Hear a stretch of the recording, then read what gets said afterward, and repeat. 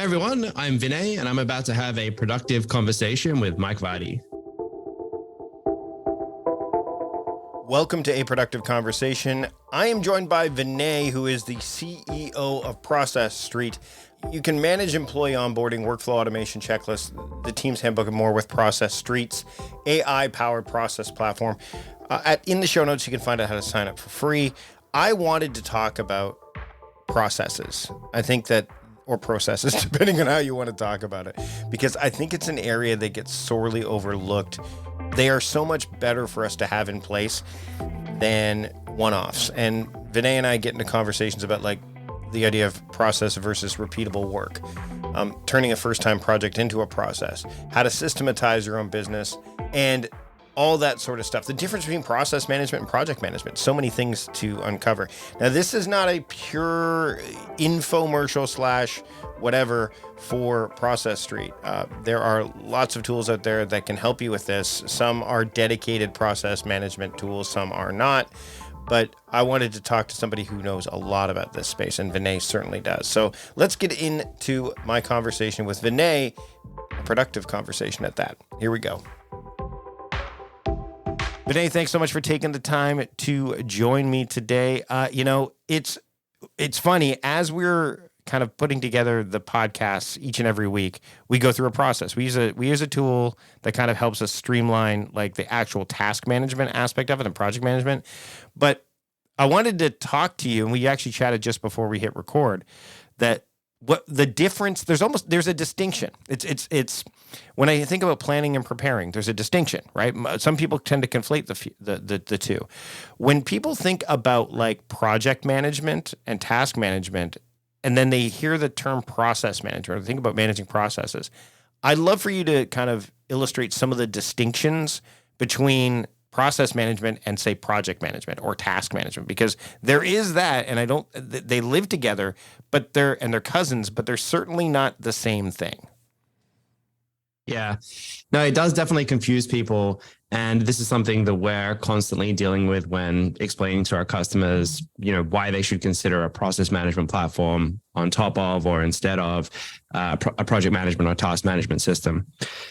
The big difference, the short version is that a process is a known task. It's something where you know how it should be done for some reason, and you want it to be done in that same way. There's not discovery happening.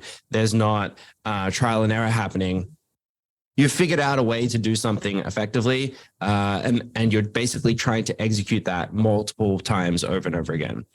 So that could be because you've already done a bunch of tests and figured out the most efficient way. That could be because you have a certain quality standard that you want to hit. That could be because there's some type of regulatory compliance that you need to adhere to. There's some type of risk you're trying to mitigate.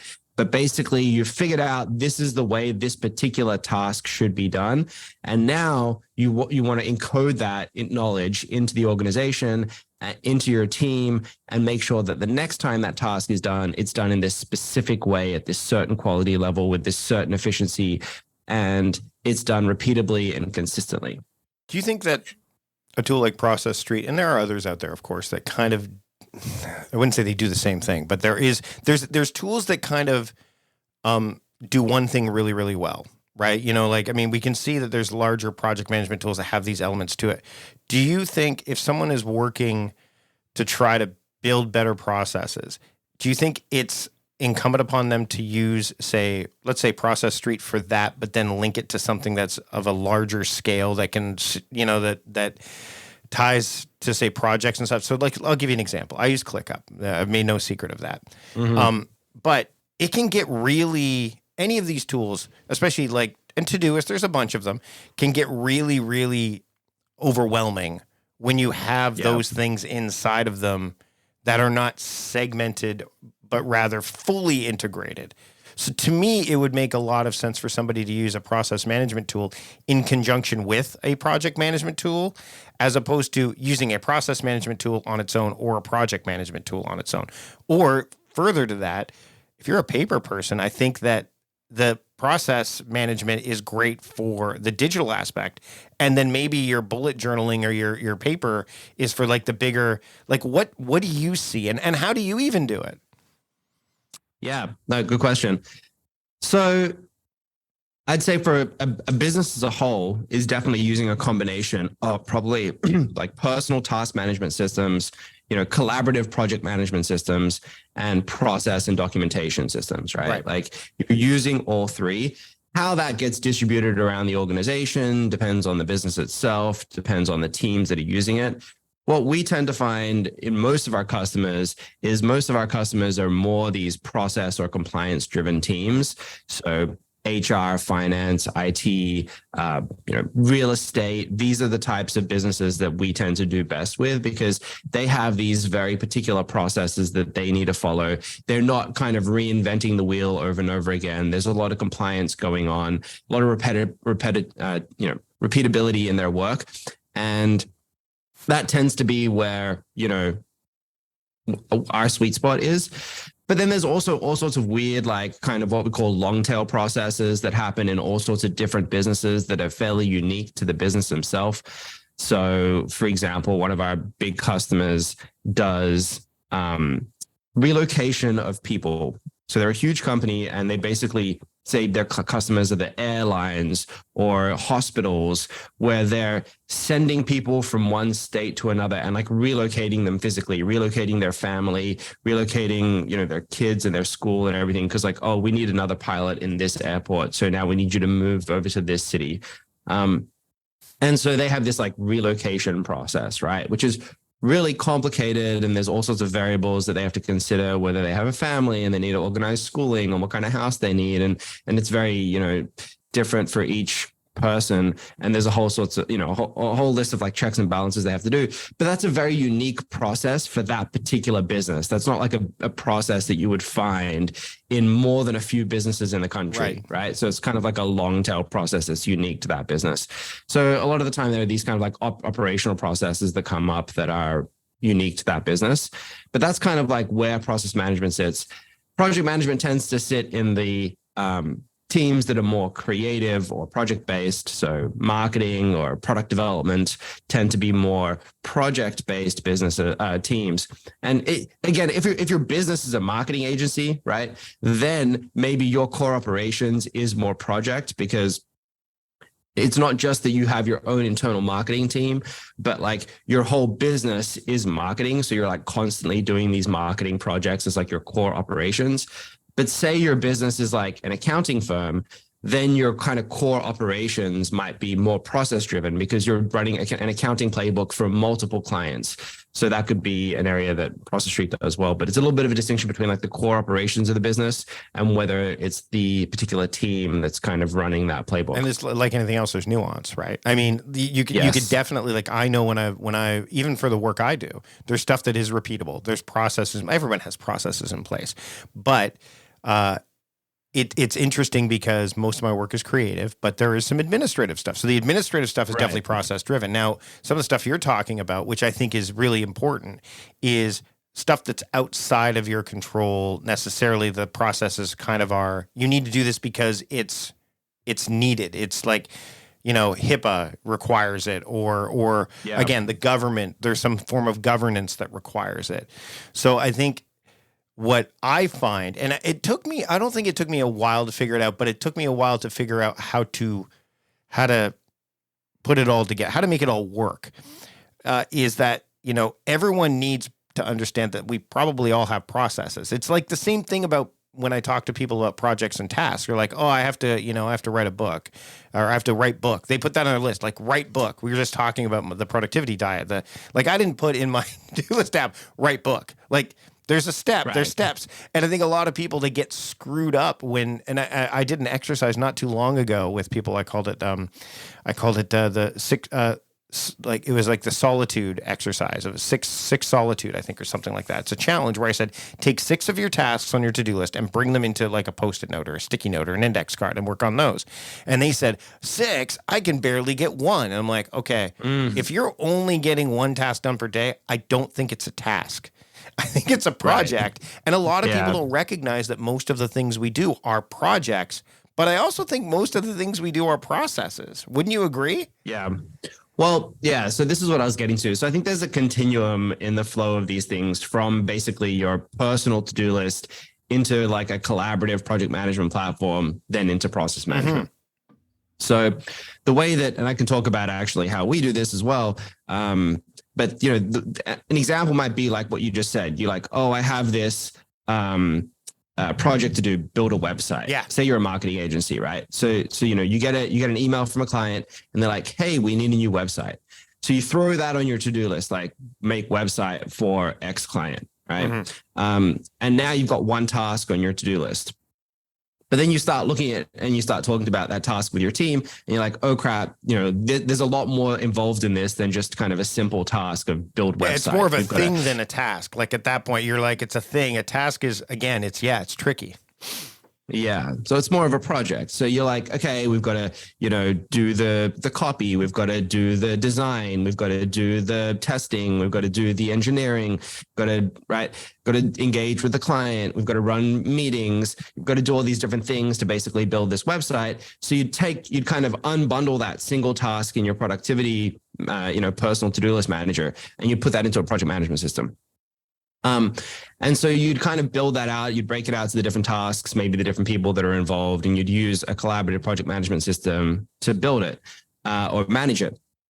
But as you're going through that project management, project management system, that project, you're probably learning things. You're learning like, okay, this is a better way to run a meeting. This is the order of operations that we should do the project. We should first do the client briefing, and then we should do the wireframing, and then we should do the copy, and then we should do the design. And that's a better order of operations than first doing the design and getting all the images done, and then coming back and working on the copy, and then realizing that the client wants to change the copy, and then having to go back and like redo your designs and the images, creating rework.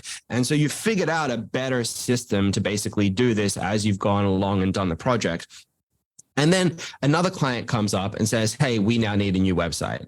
And so instead of going back and basically redoing all that work, like essentially throwing away all the work that you did in that project, having to refigure out, oh, actually, we shouldn't do those images first again. We should actually work on the wireframes first, and then we should do the copy, and we should get the copy approved. And then once the copy is approved, then we should move on to the images. Like once you figure that out, it's becomes more efficient and more scalable to actually take that project and turn it into a process, because now you've got learnings, you've got things that you've figured out that basically help make that project more efficient, help make it increase the quality of it, help make it more scalable and repeatable. And so at that point, when you're like, okay, we're going to build website 2, 3, 5, 10, that's when you basically want to take the learnings that you got from the project and turn it and encode it into a repeatable process that has basically guidelines and rules and orders of operation to make sure that it gets executed at a more efficient, higher quality rate. And so they kind of all work together. And so, an example would be, an example we've written about on our blog is, I think Uber is a good example of this, and how Uber basically expanded. And Uber, when they launched as a company, they basically were figuring a lot of stuff out. They first launched black cars, and then they launched UberX. And they launched in San Francisco first, and they launched in New York. And there was a lot to figure out, right? They had to figure out how to get drivers and how to get passengers and manage the marketplace and how to deal with regulators and how to deal with the city and safety and all these things. And that took them a lot of testing and tinkering, especially in their first few cities that they launched in. But then so those were projects, right? Launch in San Francisco, that was a project. Launch in New York, that was a project. Launch in LA, that was a project. But once they got to, 3 or 4 or 5 cities launched, and they're like, okay, now we need to launch in another 100 cities, another 500 cities. They basically turned that like launch project, figured out the things that worked, the things that didn't work, and then encoded that into a process, into a playbook, which they then used to go from city 5 to 500, right? And so it's interesting how much people put value into the project, but don't think about how to take that project and transform it into a process. I was going to say, so I mean, I remember interviewing Michael Gerber about, you know, the idea of turnkey, right? Like the idea of changing the e-myth stuff, right? Like, you know, and you just mentioned Uber literally yesterday before we record, they're coming to Victoria. And oh, wow. I was finally, and it's been a long time coming. And people are like, oh, the fall. And then it's like, we're here next week. And you just talked about the reason they were able to do that. They months ago, they contacted people who were interested in driving. So all they were waiting for was the flip of the switch, which was a licensing change here and they're like, okay, that domino has fallen. Now it triggers the rest of the process, right? So that allowed them to be able to go, well, we don't have to wait till September. We can do it during one of the busiest tourist seasons because as we're recording this, it's just after Memorial Day in the United States. It's going to start getting busier here in Victoria. And there's a lot of American tourists that come off cruise ships. Wouldn't it be great if they could just open up their Uber app and be, well, yep. And actually yesterday when I checked, I just said, I wonder, because they've had Uber Eats here for a while too, which also opens the gates. So that like there's a lot of interconnectivity. And I think what's interesting is when I opened up the app, it didn't say Uber isn't available in your area yet. It's just in the midst of like, it didn't say no, but it didn't say yes. So I was like, oh, it's not letting me be picked up, but it's trying. So, you know that everything is being set up. And to your point, what I think is interesting is a first-time project can lead to a process or the beginning of a process, right?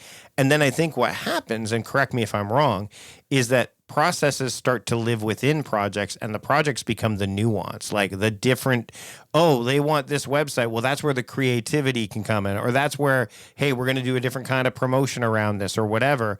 But the process frees you up to be able to do that stuff because it's already taken care of, right? Yeah. As a business gets larger and more complex, you might have a project which is kind of a combination of lots of different processes. And you might, the kind of project management piece might be more around deciding what processes to include or not include in that particular project. Right. And that basically allows you to handle these much larger, more complex projects because you've already kind of figured out a bunch of the subcomponents and you've optimized the subcomponents. And now you're kind of like Legoing together different subcomponents that are all kind of like optimized sub pieces. Like here's like how we build a website. Here's how we run a social media campaign. Here's how we build an email follow-up sequence. And you've kind of like got these different optimizations of the pieces. And then based on like what that client needs, you're kind of pulling out the different Lego pieces and putting together like a bit of a project for them, but all the sub pieces of that project have been optimized and polished by you based on processes that you've built. But yeah, it is kind of interesting how people don't pay enough attention to processes, especially smaller businesses or smaller teams that haven't figured it out. But if you kind of think about that Uber example, there's way more actual work that goes into the process. Like if you think about the number of hours, the amount of dollars spent, the amount of people needed, the amount of actual work done to go from city 5 to 500, that's more work, right? It's more work to actually execute and scale the business and run the process over and over again than it is to build the project. It's kind of less sexy work because you're doing the same thing over and over again, but it's arguably more important, right? We kind of have this, we have this thing called the process manifesto, and in it says, processes run the world, literally all of it. Stock supermarkets, on-time trains, and safely landing planes are all made possible by systems of intricate interlinked processes. And you think about companies like, I don't know, any big company, SpaceX or Ford or Salesforce, like what they do, building the first SpaceX rocket was this huge like engineering feat, right? Mm-hmm. And they had to figure out the project of how to make a rocket land. But that's not actually where the value comes to SpaceX, right? The value comes by collecting $60 million for each subsequent launch that they do, right? There's no actual value in like the test rocket landing on the pad. Like that is a very like amazing technological breakthrough, but they didn't actually make any money from that. In fact, they just burnt billions of dollars like to make that happen, right? Where they actually get the return is when they're able to execute that over and over again and successfully launch on land on a weekly basis and do that for years on end. That is actually where the value comes to the business, right? It's on executing that process over and over again. Same thing, you know, Apple didn't make money inventing the iPhone. They made money building and selling billions of iPhones, right? Like that is actually where the value comes in. That's where the actual work gets done, right? There's more work that goes into scaling out the supply chain and building 100 million, 1 billion phones, you know, running all the campaigns to get them actually sold and supported and into people's hands and blah, blah, blah, right? That the process, the execution of that process is where real value gets unlocked. Yeah, most people kind of, you know, once the project is over, they kind of get bored or it's just like not as sexy to actually work on executing and optimizing and continuously improving that process. But that is actually the majority of what happens in a business and the majority of where the value gets delivered. Okay, we're going to come back to that because I definitely want to talk about that part because I wholeheartedly agree with you. And I think that there's some definite quantifiable productivity elements that I think lead to that. But I want to shift gears and ask you, because you talked about the unsexy work, which is definitely part of that process. What led you to decide that you wanted to explore this? Like what led you to say, you know what, this is something that we need.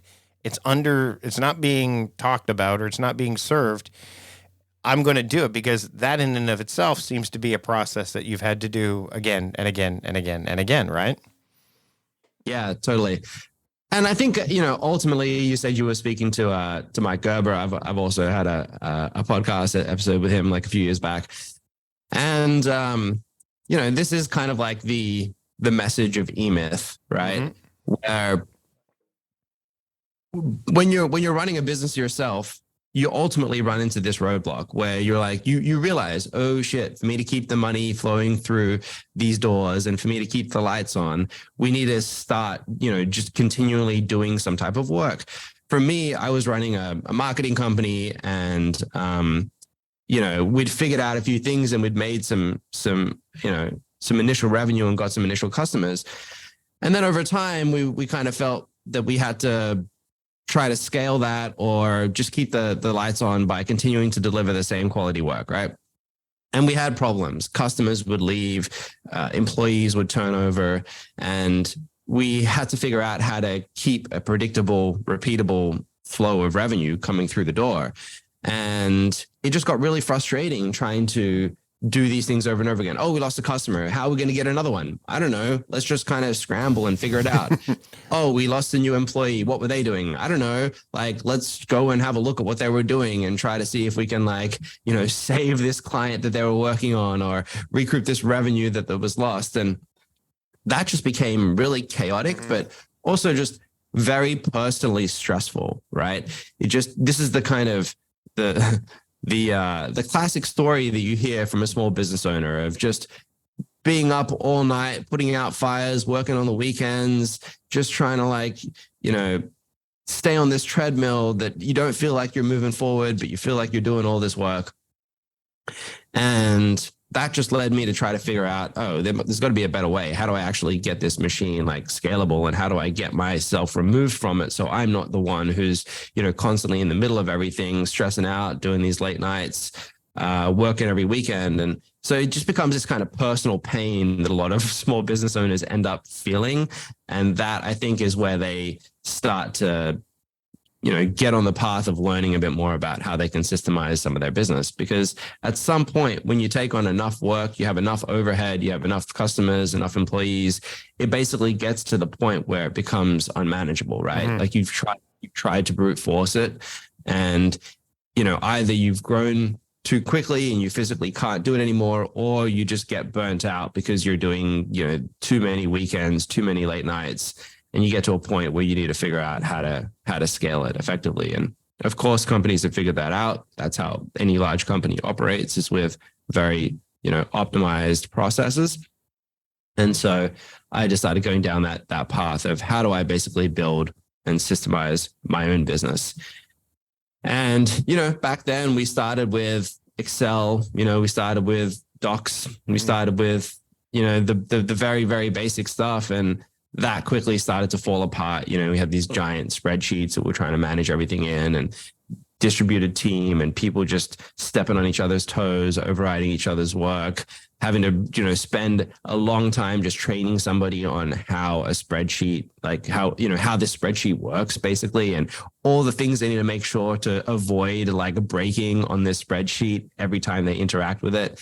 Had similar pains with project management tools as well, where they're quite easy for people to kind of get in there, and there's a lot of like freedom and flexibility in the project management tools that allow people to, let me just rename this task. Let me just move this task over to this project or whatever. There's so much flexibility in those systems that when you do have a very structured way that you want things to work, and you don't want basically people to try to figure out how to do this task, you just want people to execute the task over and over again in the way that you've already figured out is the most efficient, highest quality way to execute that task.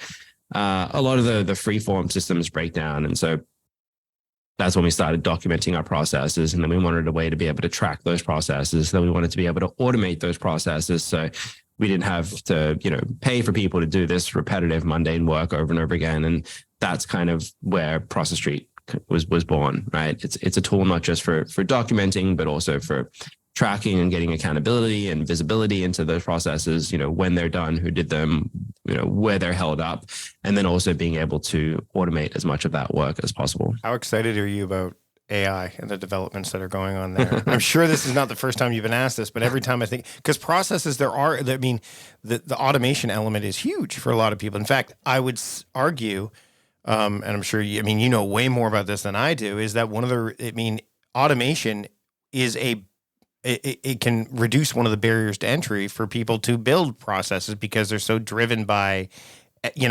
just projects. They're like, okay, I'm going to make this, because there's a lot that they're trying to do.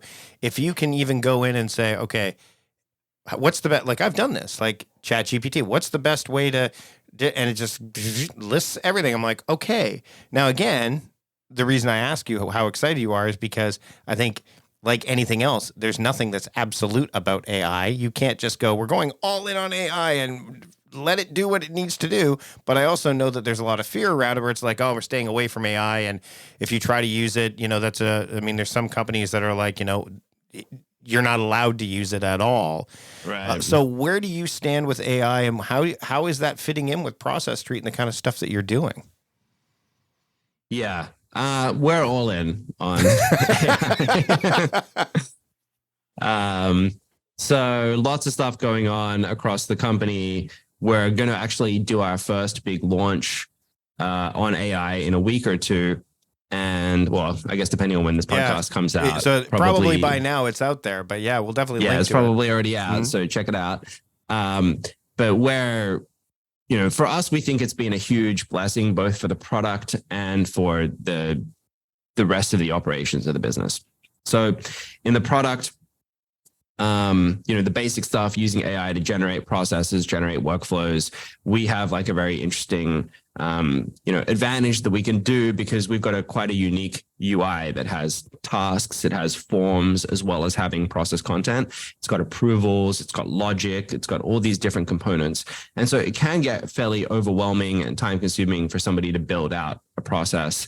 And with AI, with ChatGPT, we can generate workflows on demand. So you can just say, I want to do this workflow. It will build out the tasks. It will build out forms. It will build out logic. It will build out approvals. It will build out all sorts, like emails, email templates, automations, like all sorts of stuff it can build out for you just by giving it a very simple prompt. We can also use AI to import anything that you have and help basically build out the workflow based on anything that you have. So say you have a document with an SOP written down, say you export an old like Asana project into a CSV and you want to turn that into a process. Say you have a Visio or a workflow diagram that you've built out in Lucid, or even that you've sketched out on a piece of paper, we can basically import that and turn that into a process for you automatically as well. So it gives these kind of like, a lot of assistance in generating and importing and designing processes, which is kind of like mundane work that a lot of people don't like to do. It's like, oh, I got to document this process. So it can help, or at least, take a big part of that lift off the user and make it, instead of a 3-hour project, a 15-minute project of tightening something up that the AI has given you. Or for new users that are trying to figure out the product, it's great. So that's kind of the obvious one. We're also building AI into the actual automation of the workflow itself. So part of our workflows have forms, right? You might say, what is this? If you're doing, let's say, a employee onboarding workflow, you might have forms that have the details of the employee that you're onboarding, or their address, or their position, or their region, things like that. And you can basically take that data and then do stuff with it that you could basically send it to the GPT and then do stuff with it, with the data, right? So you could say, oh, I know all this information about the employee. I know that they're starting on this date. I know that they're doing this role. I know that they went to this school, and I have all this information in the workflow already. So I could say, use GPT to generate a Slack welcome message that kind of incorporates all that information about the employee and makes it a personalized message, or generate an email for them. Then you can do all sorts of other interesting stuff. So say you're doing like a process to follow up with a lead. You can ask GPT about the company, about the title of that that person's job. You can ask them about the region that they're in, or the school that they went to, and you can get all sorts of like interesting personalized information about that lead that came in. You could, if you're doing a process to follow up with a customer request, you could have GPT, run sentiment analysis on that request and understand, is this positive? Is this negative? Is this urgent? Is the customer being aggressive? Like, you can kind of get all this information about that thing that you're working on that you've, basically polled GPT for. A cool use case that we're playing with right now is like region assignment. So we have like CSMs that are broken into basically kind of vertical slices of the US based on the time zones that they're in. And also like in Europe, we basically have like 24/7 kind of follow the sun support. And so, but it's not like an exact formula where some cities are in some kind of zones and some cities are in another zone. And if we were to kind of create these rules that say, if a ticket comes in from this particular city, assign it to this rep, we'd basically have to have lists of every city, right? And do this kind of like quite complicated routing where it's like, is this city this, then match to this rep, then assigned to that rep. With GPT, we can basically create these like zones. So we can say, these are the states that this rep is assigned to. And then you can ask GPT like, what state is this city in, and then assign it to this rep. And so something that would have previously taken, hundreds and hundreds of conditional rules, we can kind of just handle with a simple prompt of the data inside GPT. So building it in to basically be able to take any of the data that's in your workflows, run queries against that data, and then use the response from GPT as like part of your process, right? So whether that's generating a message or making a decision or formatting data in some way, it's going to add a lot of power. And it kind of gives, we call it like natural language programming, right? It gives non-technical users the ability to kind of write what would have previously been quite a complicated like Python script or something, and essentially do it using very simple natural language like prompting into GPT. You can even do other stuff, like you can have it generate code for you, right? If you want to get more advanced. And that's something that we're looking at, is basically doing, say, integrations on demand. So generating integrations to other apps, because GPT already knows the API docs of those other apps. So there's a lot. Yeah. I mean, that's the thing. There's a lot. Yeah. So before I let you go, those people that are interested, and I think everybody should be interested in process management, making sure that they've got the processes dialed in. What's one thing that they could do starting now that you think would help them kind of wrap their head around the importance of managing processes just as much as managing projects and tasks? Yeah, I would say like, one of those sayings that we have is like, stop throwing away your work, right? And this is such a common thing where people will do a project and then they're like, okay, the project is done. And then that project will come up again in the future and they'll kind of start the whole thing again and they will have like thrown away the work that they did from the previous project. So what I would recommend is like think about a project that you've done that you think is going to come up again in the future and think about how you can just document that or encode some of the learnings into a process or an SOP that can be used again in the future. And just starting to build that habit of like slowly moving things over from project to process one at a time. Don't try to take on this like giant project of I'm going to document everything in my business because that becomes a big non-starter. Just try to kind of take the things that you've already done before and try to create light documentation out of them and do that slowly one at a time and start to build a habit. Vinay, this has been a great conversation. I know I'm going to spend some more time with Process Street. It's something that I haven't done it as much as I should. And we were just talking about before the start is it will definitely help streamline with the help that I have. Yep, it's great to have tools like ClickUp and Todoist and things like that. But I think there's strength in having separate tools. Like I use Practice for my coaching. I think having separate tools to do this thing really, really well and then having them all talk to each other like a giant gestalt is the way to go. Where can people keep up with you, learn more about you, and learn more about Process Street? Yeah, totally. So, well, I just on that note, I think that's also like a big thing that we agree with is having all the tools work together is extremely important and not getting people kind of distracted by having to jump around to different places. So, we've built like a Slack app, a Teams app, and we have, really strong integrations into basically every other tool. So we try to make it native to where you're already working instead of having to kind of like have a different place to go and think about, I need to check this other place when I need to work on a process or contribute to a process that is happening in your business. To find out more about me, you can follow me on Twitter or LinkedIn. Vinay P10 is my Twitter, or Vinay Patankar is LinkedIn. And Process Street, check out our new AI product that should be out right now, Process AI. You can learn more about that at process.st. Awesome. Vinay, thanks so much for having a productive conversation with me today. It was a really productive one. I've got lots of work to do after this. No, it's been great. Appreciate your time, Mike. Thanks to Vinay for joining me on the program. You can check out all the show notes related to this episode, links, takeaways, all that fun stuff at productivities.com/podcast 487. Another way to support the show, other than checking out the show notes, which will have the links to subscribe, for example. Well, that's one way, is to subscribe to the show. Hit the subscribe button wherever you are listening to this episode, Spotify, Apple Podcasts, Overcast, what have you. It helps make the show stronger because the more subscribers we have, the better the show will be. I know that may be behind the scenes math, but trust me, that's kind of how it works. The other way that things get better for the show and the way we put more into the show is through the support of our sponsors. Just head to productivities.com/podcast sponsors, and you can check out all the sponsors you heard during our conversation today, as well as a few others that are listed there as well. Once you click on the links that are provided there that offer deals, trials, etc., they'll know that we sent you there.